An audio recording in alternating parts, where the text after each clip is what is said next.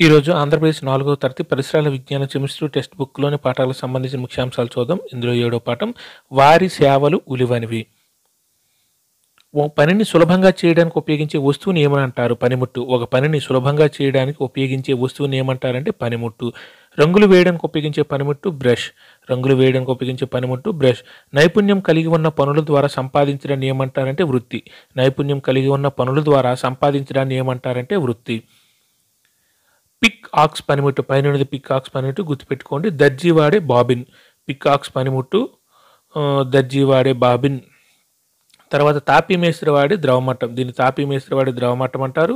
దీన్ని తూకం దారం అంటారు. తాపీ మేస్త్రి వాడే ద్రవమట్టం పైది, ఇది తూకం దారం. కుండల తయారీని చూద్దాం. రాజయ్య కుండల తయారీ కొరకు మట్టిని తెస్తాడు. అంటే మట్టిని తీసుకురాస్తారు. ఫస్ట్ స్టెప్లో మట్టిని నీటితో తడిపి కాళ్ళతో తొక్కి మెత్తగా చేస్తాడు. సెకండ్ స్టెప్లో ఏం చేస్తారంటే మట్టిని నీటితో కలిపి కాళ్ళతో తొక్కి మెత్తగా చేస్తారు. మెత్తగా అయిన మట్టిని కుమ్మరి చక్రంపై ఉంచి దానిని కుండ రూపంలో మలుస్తారు. మెత్తగా అయిన మట్టిని కుమ్మరి చక్రంపై ఉంచి దాని కుండ రూపంలో మలుస్తారు. తర్వాత 4వ స్టెప్లో కుమ్మరి చక్రంపై రూపొందించిన కుండను ఒక చెక్క ముక్కతో సున్నితంగా ఒత్తి సరైన ఆకారంలోకి తెస్తారు. కుమ్మరి చక్రంపై రూపొందించిన కుండను ఒక చెక్క ముక్కతో సున్నితంగా ఒత్తి సరైన ఆకారంలోకి తెస్తారు. తర్వాత కుండలను ముందుగా నీడలో ఆరబెట్టి ఆ తర్వాత ఎండలో ఆరేస్తారు. గుర్తుపెట్టుకోండి, మట్టి కుండలు మొదట నీడలో ఆరబెడతారు, తర్వాత ఎండలో ఆరబెడతారు. ఎండిన కుండలను కొలిమిలో కాల్చుతారు. ఇవి కుండల తయారీ విధానం. మన వీధులు మురికి కాలువలు శుభ్రపరిచే వారిని ఏమంటారంటే పారిశుద్ధ్య కార్మికులు. పారిశుద్ధ్య కార్మికులు. భారతీయ సమాజంలో వీళ్ళలోనికున్న సామాజిక సమస్యపై పోరాడుతున్న మ్యాగసెసే అవార్డు గ్రహీత సామాజిక ఉద్యమకారుడు ఎవరంటే బిజివాడ విల్సన్. భారతీయ సమాజంలో వీళ్ళలోనికున్న సామాజిక సమస్యపై పోరాడుతున్న మ్యాగసెసే అవార్డు గ్రహీత సామాజిక ఉద్యమకారుడు ఎవరంటే బిజివాడ విల్సన్. పొడి మరుగుదొడ్లలోని మానవ విసర్జితాలను శుభ్రం చేసే పారిశుద్ధ్య కార్మికులకు వృత్తి నుండి విముక్తి కలిగించడానికి పునరావాసం కల్పించడానికి కృషి చేసింది బిజివాడ విల్సన్. పొడి మరుగుదొడ్లలోని మానవ విసర్జితాలను శుభ్రం చేసే పారిశుద్ధ్య కార్మికులకు వృత్తి నుండి విముక్తి కలిగించడానికి పునరావాసం కల్పించడానికి కృషి చేసింది ఎవరంటే బిజివాడ విల్సన్. మరుగుదొడ్డు శుభ్రం చేసే పారిశుద్ధ్య కార్మికుడు కుమారుడు అదే వృత్తిని చేపట్టవలసిన అవసరం లేదు. వారికి స్వేచ్ఛను సమాన అవకాశాన్ని ఇవ్వనట్లయితే సామాజిక విభజనను ప్రోత్సహించిన వారం అవుతాము అని అన్నది బిజివాడ విల్సన్. మరుగుదొడ్డు శుభ్రం చేసే పారిశుద్ధ్య కార్మికుడి కొడుకు అదే వృత్తిని చేపట్టవలసిన అవసరం లేదు. వారికి స్వేచ్ఛను సమాన అవకాశాలను ఇవ్వనట్లయితే సామాజిక విభజనను ప్రోత్సహించిన వారం అవుతాము అని అన్నది ఎవరంటే బిజివాడ విల్సన్.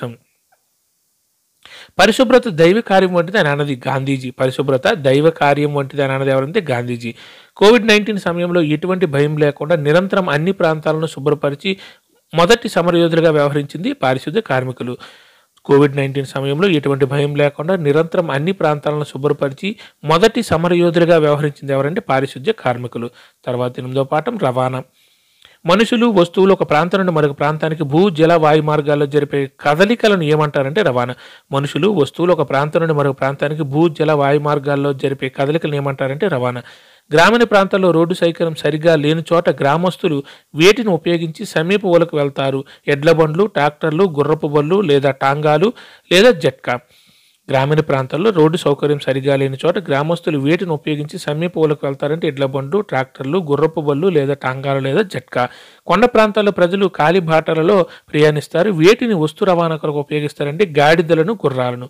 కొండ ప్రాంతాల్లో ప్రజలు కాలిబాటలలో ప్రయాణిస్తారు. వేటిని వస్తు రవాణా కొరకు ఉపయోగిస్తారంటే గాడిదలను, గుర్రాలను. ఇటువంటి రవాణా పద్ధతి మనకి ఎక్కడ చూడవచ్చు అంటే ఆంధ్రప్రదేశ్లోని అల్లూరి సీతారామరాజు జిల్లా అరకులోయలో.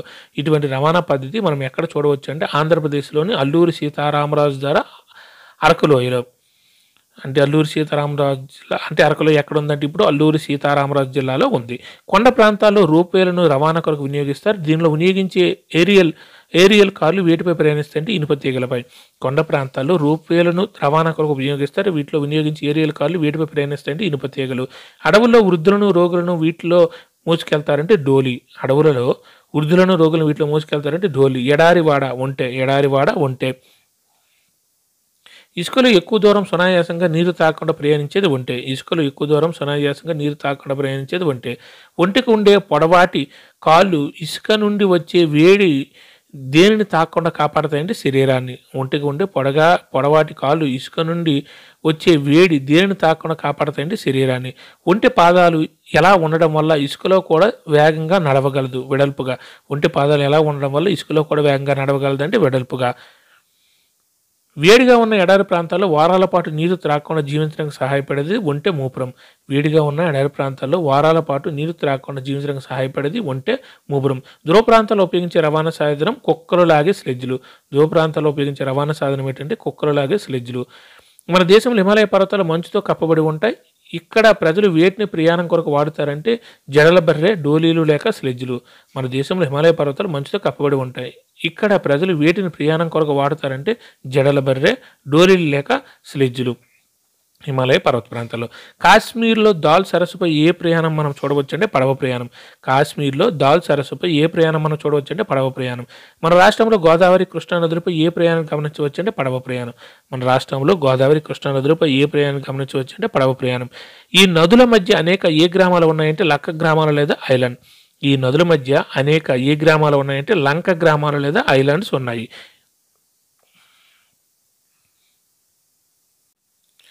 శాస్త్రవేత్తలు వేటిని అభివృద్ధి చేసి ప్రయాణాన్ని మరింత వేగంగా సులభంగా ఉండే వాహనాలను రూపొందిస్తున్నారు. అది అత్యంత వేగంగా ప్రయాణించే బుల్లెట్ ట్రైన్లు, నీటిపైన వేగంగా ప్రయాణించే వాటర్ కార్లను, గాలిలో ఎగిరే డ్రోన్లను. శాస్త్రవేత్తలు వేటిని అభివృద్ధి చేసి ప్రయాణాన్ని మరింత వేగంగా సులభంగా ఉండే వాహనాలు రూపొందిస్తున్నారంటే సులభతరంగా ఉండే వాహనాలు రూపొందిస్తున్నారంటే అత్యంత వేగంగా ప్రయాణించే బుల్లెట్ ట్రైన్లు, నీటిపైన వేగంగా ప్రయాణించే వాటర్ కార్లను, గాలిలో ఎగిరే డ్రోన్లను.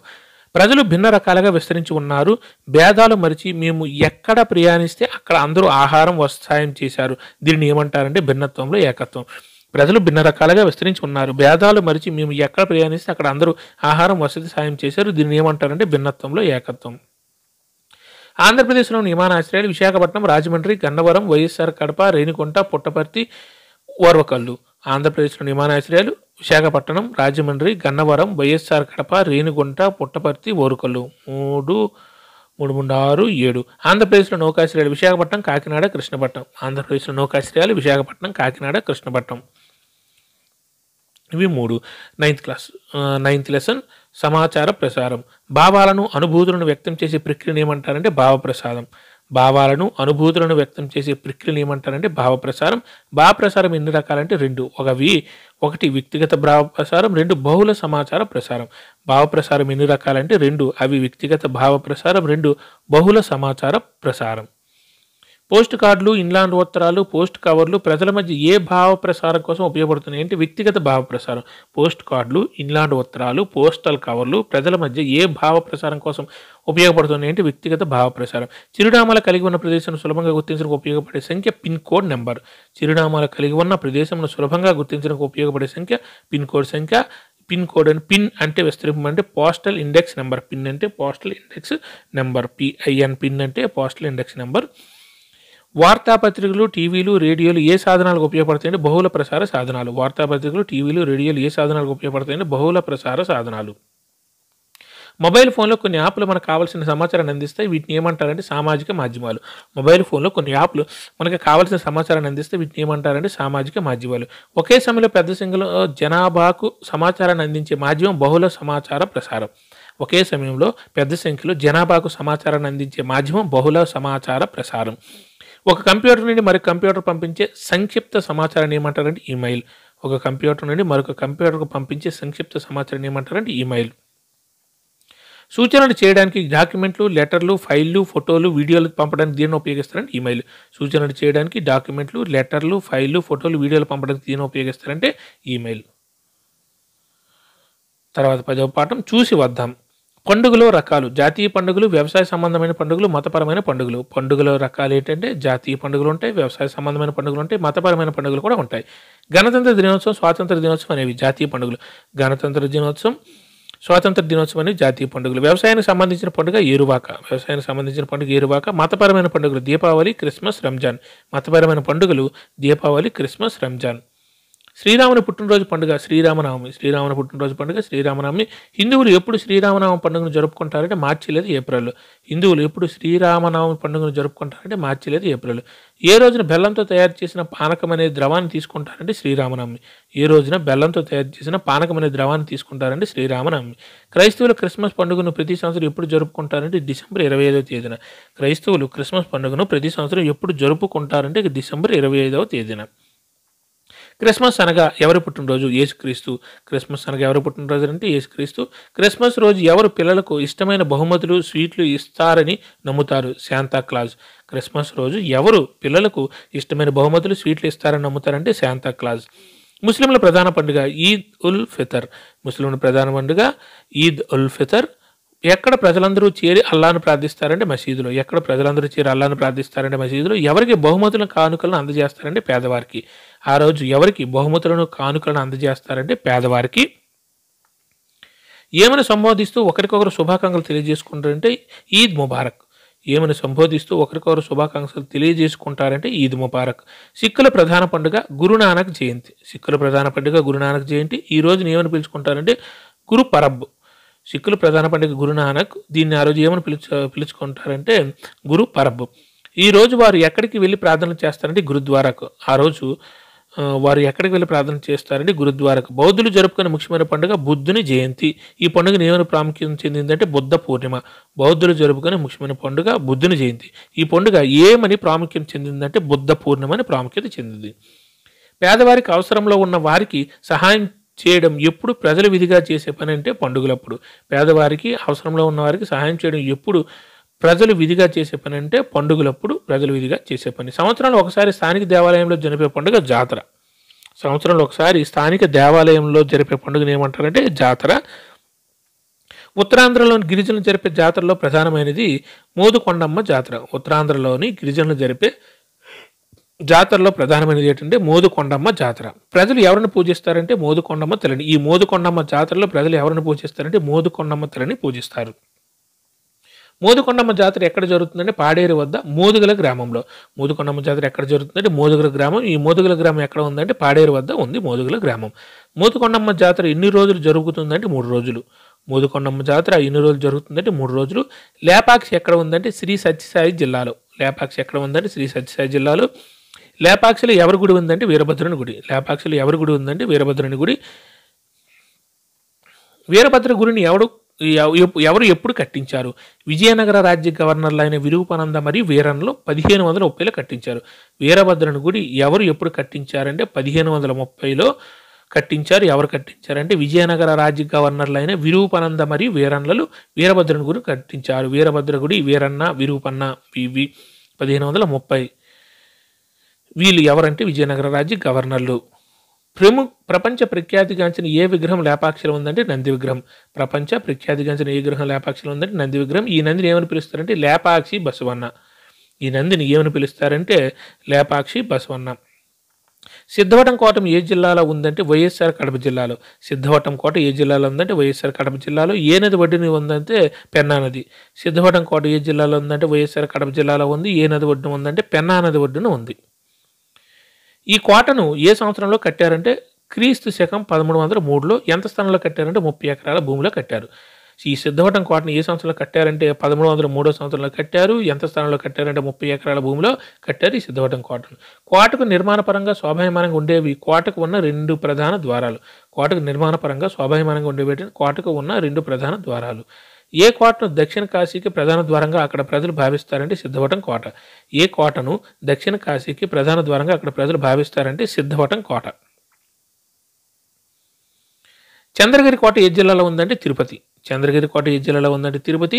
చంద్రగిరి కోట ఎవరి చేత ఎన్నో శతాబ్దంలో ఏ రాజ్య పాలకుల ఆధీనంలో కట్టబడి ఉందంటే యాదవ నాయకుల చేత 11వ శతాబ్దంలో విజయనగర రాజ్య పాలకుల ఆధీనంలో. చంద్రగిరి కోట ఎవరి చేత ఎన్నో శతాబ్దంలో ఏ రాజ్య పాలకుల ఆధీనంలో కట్టబడిందంటే విజయనగర రాజ్య పాలకుల ఆధీనంలో 11వ శతాబ్దంలో కట్టబడింది. యాదవ నాయకుల చేత కట్టబడింది. ఎవరి చేత కట్టబడింది అంటే యాదవ నాయకులు. ఎన్నో శతాబ్దం అంటే 11వ శతాబ్దం. ఏ రాజ్య పాలకుల ఆధీనంలో కట్టబడింది అంటే విజయనగర రాజ్య పాలకుల ఆధీనంలో. చంద్రగిరి కోట ఏ జిల్లాలో ఉంది? తిరుపతి జిల్లాలో ఉంది. చంద్రగిరి కోటలో ఏమేమి చెక్కి చెదరకుండా 300 సంవత్సరాలకు అలాగే ఉండటం గొప్ప విషయం. రాజమహల్, రాణిమహల్.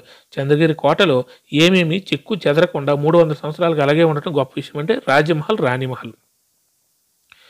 రోళ్లపాడు శాంక్చురీ పక్షి సంరక్షణ కేంద్రం ఏ జిల్లాలో ఉందని కర్నూలు. ఈ ప్రదేశం ఏ పెట్టకు ఆవాసం అంటే బట్టమేక పెట్ట.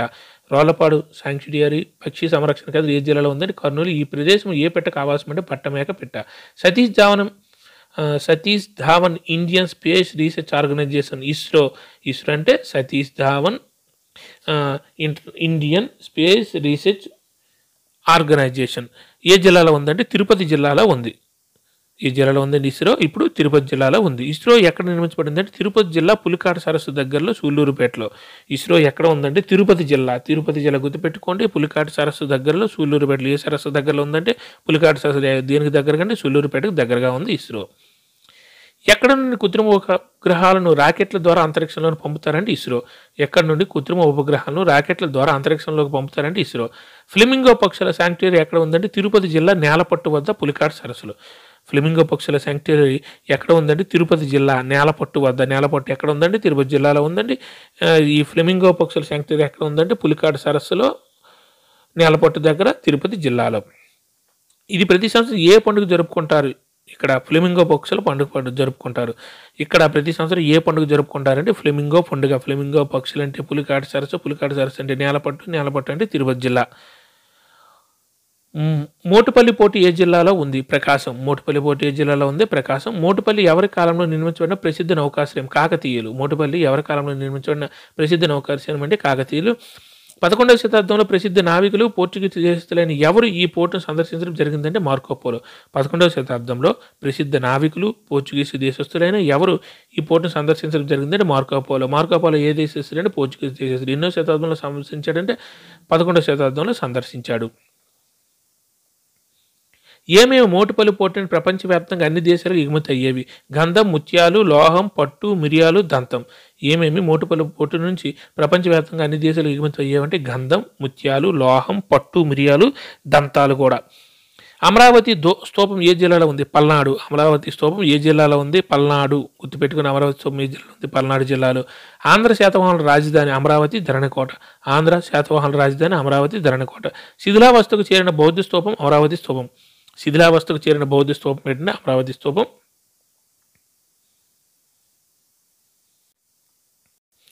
ఎవరు బౌద్ధ మతాన్ని అనుసరించి అనేక స్తూపాలను నిర్మించారంటే శాతవాహనులు. ఎవరు బౌద్ధ మతాన్ని అనుసరించి అనేక స్తూపాలను నిర్మించారంటే శాతవాహనులు. కొండపల్లి కోట ఎక్కడ ఉంది? ఎన్టీఆర్ జిల్లా విజయవాడకు దగ్గరలో. కొండపల్లి కోట ఎక్కడ ఉందంటే ఇప్పుడు కొండపల్లి కోట ఇంతకుముందు మన కృష్ణా జిల్లా అనేవాళ్ళం. ఎన్టీఆర్ జిల్లా విజయవాడకు దగ్గరలో. ఎన్టీఆర్ జిల్లాకు విజయవాడకు దగ్గరలో. కొండపల్లి కోటను ఎవరు నిర్మించారంటే ముసునూరి నాయకులు. కొండపల్లి కోటను ఎవరు నిర్మించారంటే ముసునూరి నాయకులు. 1970లో ముసునూరి నాయకుల పతనం తర్వాత ఎవరు కొండపల్లి కోటను ఆక్రమించారంటే కొండవీడు రెడ్డి రాజులు. 1370లో ముసునూరి నాయకుల పతనం తర్వాత ఎవరు కొండపల్లి కోటను ఆక్రమించారంటే కొండవీడి రెడ్డి రాజులు. కొండపల్లి గ్రామం ఏ బొమ్మలకు ప్రసిద్ధి అంటే కొండపల్లి బొమ్మలకు. కొండపల్లి గ్రామం ఏ బొమ్మలకు ప్రసిద్ధి అంటే కొండపల్లి బొమ్మలకు. కొల్లేరు సరస్సు ఏ జిల్లాలో ఉందంటే ఏలూరు. కొల్లేరు సరస్సు ఏ జిల్లాలో ఉందంటే ఏలూరు జిల్లాలో. గుర్తుపెట్టుకుని కొల్లేరు సరస్సు ఏ జిల్లాలో ఉంది? ఏలూరు. ఈస్ట్ గోదావరి, పశ్చిమ గోదావరి అనేసి కాలం పూర్వంలో ఉండేవి. కొల్లేరు సరస్సు ఏ జిల్లాలో ఉంది? ఏలూరు. భారతదేశంలో పెద్ద మంచినీటి సరస్సులు ఒకటైనది కొల్లేరు సరస్సు. ఏ జిల్లాలో ఉందంటే ఏలూరు. భారతదేశంలోని పెద్ద మంచినీటి సరస్సులు ఒకటైనది కొల్లేరు.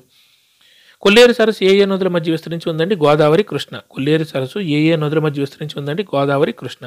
కొల్లేరు సరస్సు వద్ద ఏ పక్షి సంరక్షణ కేంద్రం నెలకొందంటే ఆటపాక. దీని విస్తీర్ణం 673 చదరపు కిలోమీటర్లు. కొల్లేరు సరస్సు వద్ద ఏ పక్షి సంరక్షణ కేంద్రం నెలకొని ఉంటుందంటే ఆటపాక. దీని విస్తీర్ణం 673 చదరపు కిలోమీటర్లు. ఈ పక్షి సంరక్షణ అంటే ఆటపాక పక్షి సంరక్షణ కేంద్రం ఏ వలస పక్షులకు సంరక్షణ ప్రదేశం అంటే పిలికాన్లు, సైబీరియా కొంగలు, పెయింటెడ్ స్టోర్క్. ఈ పక్షి సంరక్షణ కేంద్రం ఏ వలస పక్షుల సంరక్షణ కేంద్రం అంటే ఆటపాక అనేది సంరక్షణ కేంద్రం పేరు. ఇక్కడ ఏ పక్షుల సంరక్షణ వస్తాయంటే వలస పక్షులు, పిలికాన్లు, సైబీరియా కొండలు, పెయింటెడ్ స్టోర్స్. కోరింగ వన్య సంరక్షణ కేంద్రం ఏ జిల్లాలో ఉంది? కాకినాడ. కోరింగ వన్య ప్రాణ సంరక్షణ కేంద్రం ఏ జిల్లాలో ఉందంటే కాకినాడ. భారతదేశంలో విస్తరించిన మడ అడవుల్లో రెండవ పెద్దదైన సంరక్షణ కేంద్రం కోరింగ వన్యప్రాణ సంరక్షణ కేంద్రం. భారతదేశంలో విస్తరించిన మడ అడవుల్లో రెండవ పెద్దదైన సంరక్షణ కేంద్రం కోరింగ వన్యప్రాణ సంరక్షణ కేంద్రం. ఈ దేశంలో అనేక రకాల మడ చెట్లు మరియు ఎన్నిటికన్నా ఎక్కువ సంఖ్యలో పక్షి జాతులు ఉన్నాయంటే 120. ఈ ప్రదేశంలో అనేక రకాల మడ చెట్లు మరియు ఎన్నిటికంటే ఎక్కువ సంఖ్యలో పక్షి జాతులు ఉన్నాయంటే 120. సముద్రం లేదా మహాసముద్రంలో నది కలిసే ప్రదేశం మడ ఆవరణ వ్యవస్థ. సముద్రం లేదా మహాసముద్రంలో నది కలిసే ప్రదేశం ఏంటంటే మడ ఆవరణ వ్యవస్థ. బొర్రా గుహలు ఎక్కడ ఉన్నాయంటే అల్లూరి సీతారామరాజు జిల్లా. బొర్రా గుహలు ఎక్కడ ఉన్నాయంటే అల్లూరి సీతారామరాజు జిల్లాలో ఉన్నాయి. బొర్రా గుహలు ఎక్కడ ఉన్నాయి? విశాఖపట్నం జిల్లా లేదా అల్లూరి సీతారామరాజు జిల్లా అరకులోయన అనంతగిరి కొండలో. ఇంత పూర్వకాలం విశాఖపట్నం జిల్లా అన్నాం, ఇప్పుడు అల్లూరి సీతారామరాజు జిల్లాలో ఉన్నాయి బొర్రా గుహలు. అల్లూరి సీతారామరాజు జిల్లా అరకులోయలోని అనంతగిరి కొండల్లో ఉన్నాయి బొర్రా గుహలు. ఈ గుహలు ఎంత పొడవు ఎంత లోతును విస్తరించి ఉన్నాయంటే 705 మీటర్ల పొడవు, 80 మీటర్ల లోతు. ఈ గుహలు అంటే ఈ బొర్రా గుహలు ఎంత పొడవు ఉన్నాయంటే 705 మీటర్ల పొడవు, ఎంత లోతు ఉన్నాయంటే 80 మీటర్ల లోతు. ఈ బొర్రా గుహలు సున్నప్రాయ నిక్షేపాల మధ్య ప్రవహించిన ఏ నది కారణంగా ఏర్పడినాయంటే గోస్తని. ఈ బొర్రా గుహలు సున్నప్రాయ నిక్షేపాల మధ్య ప్రవహించిన ఏ నది కారణంగా ఏర్పడినాయంటే గోస్తని. బొబ్బిలికోట ఏ జిల్లాలో ఉందంటే విజయనగరం. బొబ్బిలికోట ఏ జిల్లాలో ఉంది? విజయనగరం. ఏ శతాబ్దంలో బొబ్బిలికోట నిర్మించబడింది అంటే 19వ శతాబ్దం మధ్యకాలంలో. ఏ శతాబ్దంలో బొబ్బిలికోట నిర్మించబడింది అంటే 19వ శతాబ్దం మధ్యకాలంలో. 1757లో బొబ్బిలి రాజులకు విజయనగర రాజులకు మధ్య జరిగిన బొబ్బిలి యుద్ధంలో నాశనమైన మట్టి కోట తర్వాత అదే పేరుతో అంటే ఏ పేరుతో నిర్మించబడింది అంటే బొబ్బిలికోట పేరుతో నిర్మించబడింది. 1957లో బొబ్బిలి రాజులకు విజయనగర రాజులకు మధ్య జరిగిన బొబ్బిలి యుద్ధంలో నాశనమైన మట్టి కోట తర్వాత అదే పేరుతో అంటే ఏ పేరుతో నిర్మించబడింది అంటే బొబ్బిలి యుద్ధం, బొబ్బిలికోట, బొబ్బిలి రాజులు, బొబ్బిలికోట పేరుతో నిర్మించబడింది. ఇక్కడికి దగ్గరలోని గొల్లపల్లికి చెందిన సర్వసిద్ధి వనరంగుల చేత ఏమి తయారు చేయబడుతుందంటే ప్రసిద్ధ బొబ్బిలి వీణ. ఇక్కడికి దగ్గరలోని గొల్లపల్లికి చెందిన సర్వసిద్ధి వనరంగుల చేత ఏమి తయారు చేయబడుతుందంటే బొబ్బిలి వీణ, గొల్లపల్లి, విజయనగరం డిస్ట్రిక్ట్. తేలు నీలాలపురం మరియు తేలుకుంచి పక్షి సంరక్షణ కేంద్రం ఏ జిల్లాలో ఉన్నాయంటే శ్రీకాకుళం. తేలి నీలాపురం మరియు తేలుకుంచి పక్షి సంరక్షణ కేంద్రాలు ఏ జిల్లాలో ఉన్నాయంటే శ్రీకాకుళం. ప్రతి సంవత్సరం సుమారు ఎంత సంఖ్యలో పెలికాన్లు మరియు పెయింటెడ్ స్టార్క్ పక్షులు సైబీరియా నుండి ఈ గ్రామాలకు సెప్టెంబర్ నుంచి మార్చి నెల మధ్య సందర్శిస్తూ ఉంటాయంటే 3000. ప్రతి సంవత్సరం సుమారు ఎంత సంఖ్యలో పెలికాన్లు మరియు పెయింటెడ్ స్టార్క్ పక్షులు సైబీరియా ఏ దేశం నుండి? సైబీరియా నుండి ఈ గ్రామాలకు సెప్టెంబర్ నుంచి మార్చి నెల వరకు సందర్శిస్తూ ఉంటాయంటే సెప్టెంబర్ టు మార్చి సందర్శిస్తూ ఉంటాయంటే 3000. విజయనగర నిర్మాణ కౌశలానికి ప్రతీక లేపాక్షి. విజయనగర నిర్మాణ కౌశలానికి ప్రతీక ఏంటంటే లేపాక్షి. మన మత సంస్కృతిని ప్రతిబింబించే గుర్తుగా ఏ స్తూపాన్ని చెప్పుకోవచ్చు అంటే అమరావతి స్తూపం. మన మత సంస్కృతిని ప్రతిబింబించే గుర్తుగా ఏ స్తూపాన్ని చెప్పుకోవచ్చు అంటే అమరావతి స్తూపాన్ని చెప్పుకోవచ్చు. తర్వాత 11వ పాఠం మనం ఎక్కడ ఉన్నాం.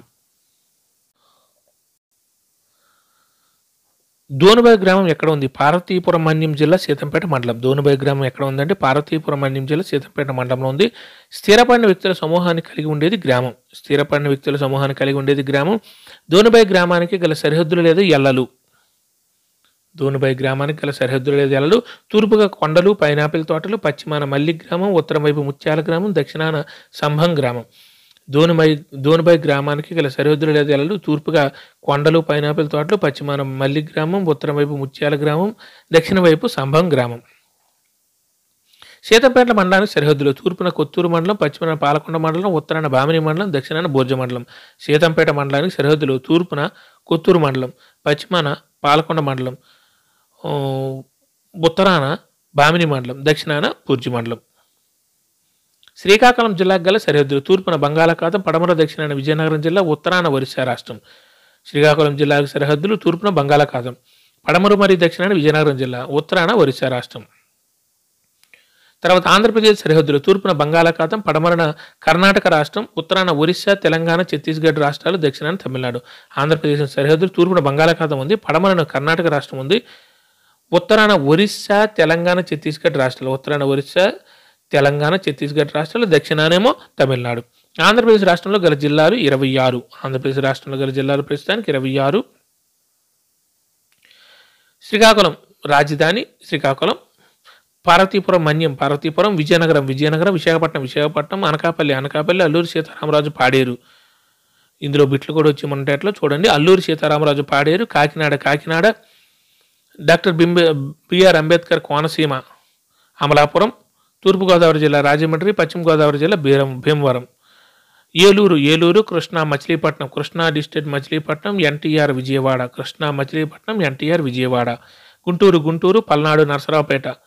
పల్నాడు జిల్లా నరసరావుపేట, బాపట్ల, ప్రకాశం, ఒంగోలు, ఎస్ఆర్, నెల్లూరు, సింపుల్గా నెల్లూరు, తిరుపతి, చిత్తూరు, అన్నమయ్య జిల్లా రాజధాని రాయచోటి, వైఎస్ఆర్ కడప, శ్రీ సత్య జిల్లా పుట్టపర్తి, అనంతపురం, కర్నూలు, నంద్యాల.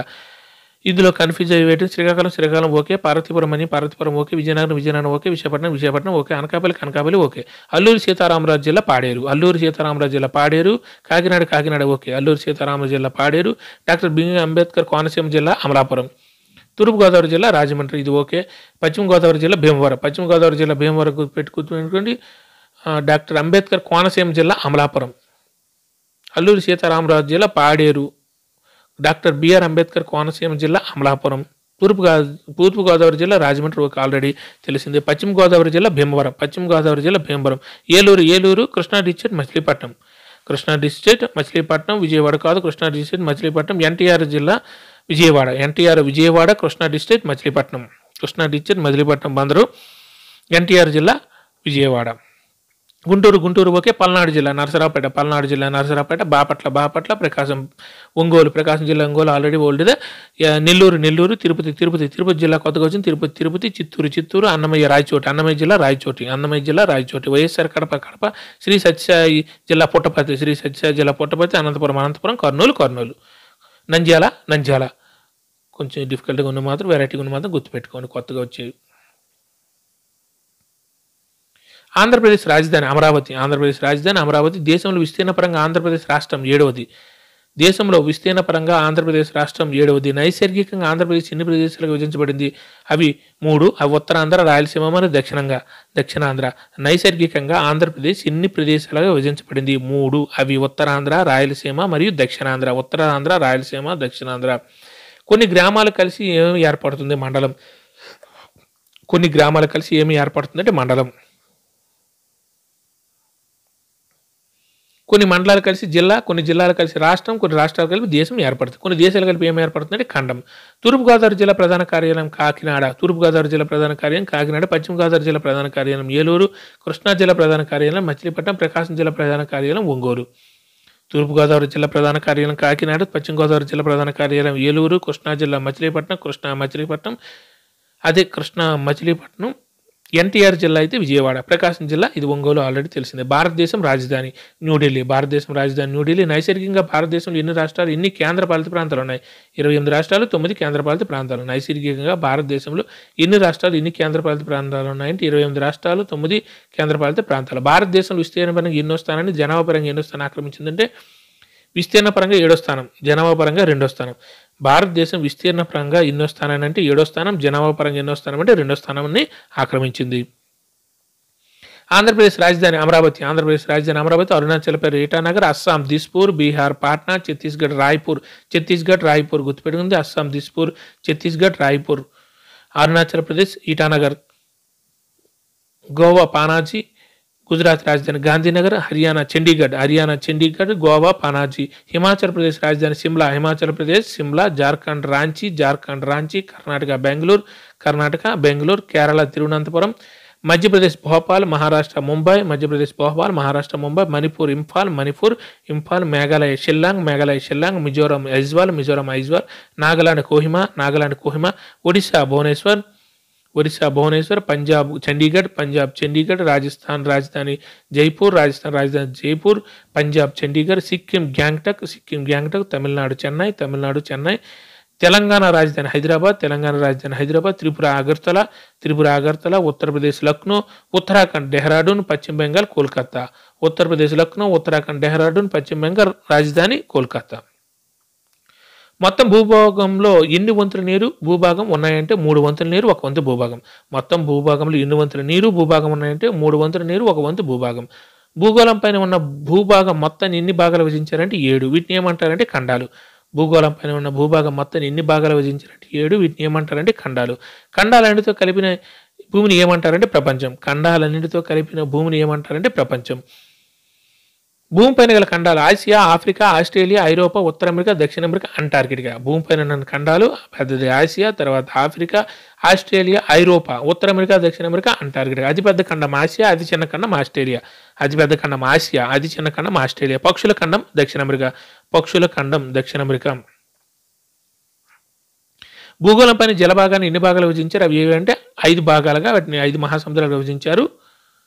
అవి ఏంటంటే పసిఫిక్ మహాసముద్రం, అట్లాంటిక్ మహాసముద్రం, హిందూ మహాసముద్రం, ఆర్కిటిక్ మహాసముద్రం, దక్షిణ మహాసముద్రం లేదా అంటార్కిటిక్ మహాసముద్రం. భూగోళం పైన జలభాగాన్ని ఎన్ని భాగాలు విభజించారు? అవి ఏంటంటే 5 భాగాలకు విభజించారు. 5 మహాసముద్రాలు అవి ఏంటంటే పసిఫిక్ మహాసముద్రం అన్నిటికన్నా పెద్దది, అట్లాంటిక్ మహాసముద్రం, హిందూ మహాసముద్రం, ఆర్కిటిక్ మహాసముద్రం, అంటార్కిటిక్ మహాసముద్రం, అదే దక్షిణ మహాసముద్రం, అంటార్కిటిక్ మహాసముద్రం. మహాసముద్రాల బాగా లోతు అనేది పసిఫిక్ మరియు పెద్దది అది కూడా పసిఫిక్ మహాసముద్రమే. మహాసముద్రాల్లో బాగా లోతు అనేది పసిఫిక్.